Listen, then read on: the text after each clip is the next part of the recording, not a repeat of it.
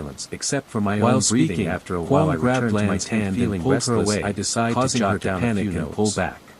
In my Wait voice a minute. recorder as I speak I notice suddenly my voice feel shaking, worried. my neck stiffens and my There's stomach not much churns time with left. tension. I finally fall We have asleep. to The leave next before morning I dawn. wake up with a warm ray of Kwong sunshine on hurriedly my face. It explained. feels so strange as As if I if to imagined the whole reinforce his thing. belief. He took The out a day gold is normal necklace again. from The his sky pocket and is showed blue it to and Lon. the grass sways Then gently. continued, I have a quick breakfast I have and play money back here. my voice recorder. I We're hear my going to own get voice married. describing the whistle. Where but in did you reality, I get couldn't this hear it. It necklace? was missing from the recording. Don't which struck say I me stole as it, otherwise. strange. There is often Kwong background interrupted. noise, even if faint. I No, tried to shake it's off my ours now. frustration and decided to Don't explore worry about further on anything. foot. Let's I go. walked for about an hour towards But the low hill, carrying I'm my scared. camera and some water. The landscape talk didn't tomorrow. change much. All grass and Go rocks home. the wind touched. Starting to feel Everything. I was always alert, Kwong scanning snapped. the horizon for any people Are you chasing or me animals. away? At one point I spotted What did a you couple of promise large me? birds in the distance. This but isn't that was money. all over What by is it? midday. I rested. We're and going had a to get drink near a married. cluster of rocks. I Kwong noticed some rushed to hug shallow his scratches lover on and the pulled rocks her out. like old carvings, but Let they me looked go.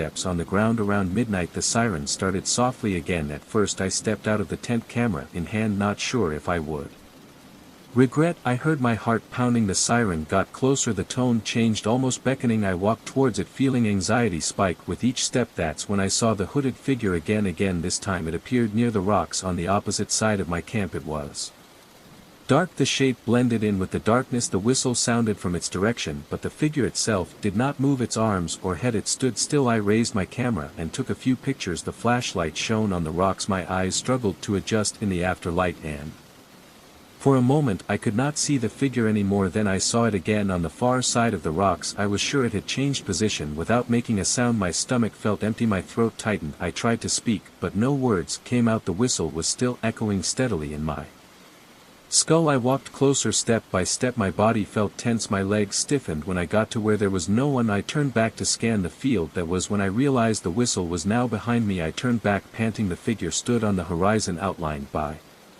the moonlight. It was just a hooded figure looking towards me. I took another picture, but the light flash is useless at that distance. I lower the camera and stare at it. The siren still fills the air, then it stops. The silence becomes heavy. I wait for something else, but it stays.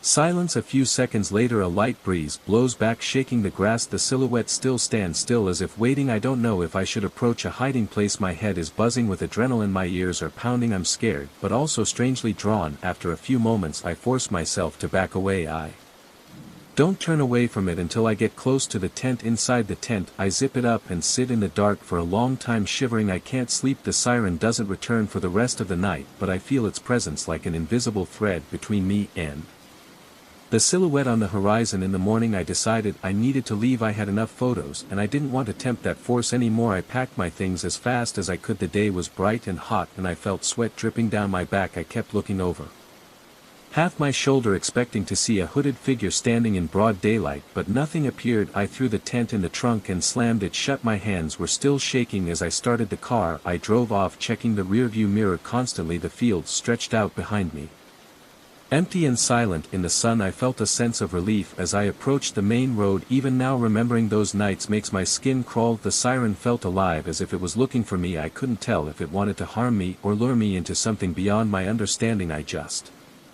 had it more than once. I have the photos to prove it, although they are blurry and barely show the silhouette. As don't sleep well. Sometimes I wake up thinking I hear a distant whistle. I check the darkness around me, half expecting to see that figure on my horizon. Maybe one day I'll go back, but for now I stay away from that region. I don't want to be chosen for anything else. I just want my nights to be quiet.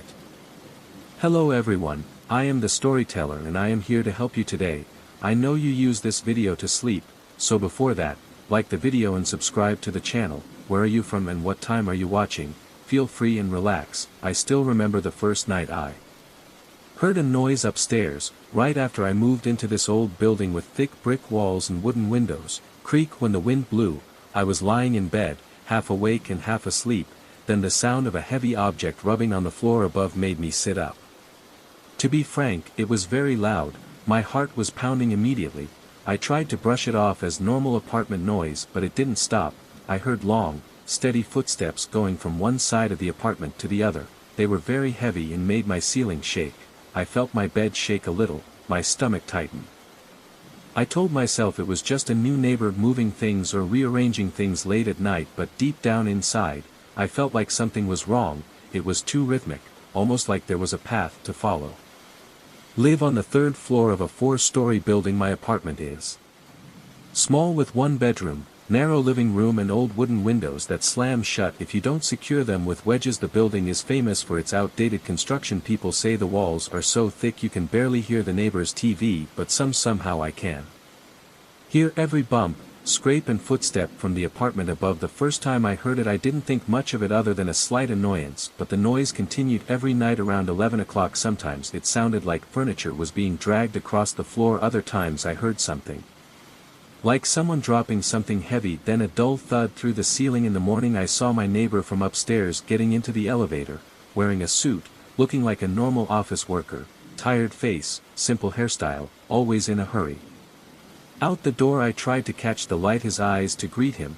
Sometimes he nods, mumbles a polite hello, but never more than that. We rarely cross paths because I work from home and he leaves early. When he comes back it's usually late. I used to wonder if he heard my TV or if I was disturbing him with my own noise, but then I remember how thick these walls are. We're lucky if we can hear each other, except I hear everything from upstairs every night. I wait for the clock to strike 11. I don't know why it happens at that particular time, but it has happened. As soon as I realize it's almost that time, I feel a little tightness in my chest. I'll be lying on the couch, maybe scrolling on my phone or watching a show, but my concentration will be lost. I can't focus on anything because I know what's coming, and then like clockwork I hear those slow footsteps, heavy, one after another. Sometimes they stop for a few seconds, then I hear the distinct sound of something dragging across the floor. It reminds me of a table or chair being pushed around. There is a light scratching sound, then another series of thumps shaking the ceiling light. By then I am fully awake, my heart is beating faster than normal, my palms are a little damp. I tell myself to ignore it. Maybe the guy upstairs is just restless, maybe he has insomnia or he likes to rearrange things at night, but the noise is inconsistent with normal activity, it is too deliberate. It will last for about an hour plus or minus, then it will stop as suddenly as it started. When it stopped, I lie there in bed waiting for another scratching or stomping. Sometimes I fall asleep, only to be startled awake by another noise. It feels like I am living in a loop. Day quiet, night brings morning noise back to normal. One night I get fed up, I decide go upstairs and knock on his door. It was around midnight. I was in my pajamas, but I wore shoes and had a flashlight because the hallway lights in this building tend to flicker. When I walked out of my apartment, the hallway was silent. I could hear a faint buzz from the fluorescent lights, but nothing else. No footsteps above, no scraping, no dragging. It felt like I had stepped into a vacuum. I hesitated at the elevator, wondering if I should turn back, but I was so excited I pressed the button and went up a floor. The door slid open. The hallway was empty, no lights under the door, no sound, no movement, nothing at all. I approached his apartment and knocked lightly, then I knocked harder. No answer. I listened carefully. I couldn't hear breathing or even a radio. After a minute I gave up and turned back.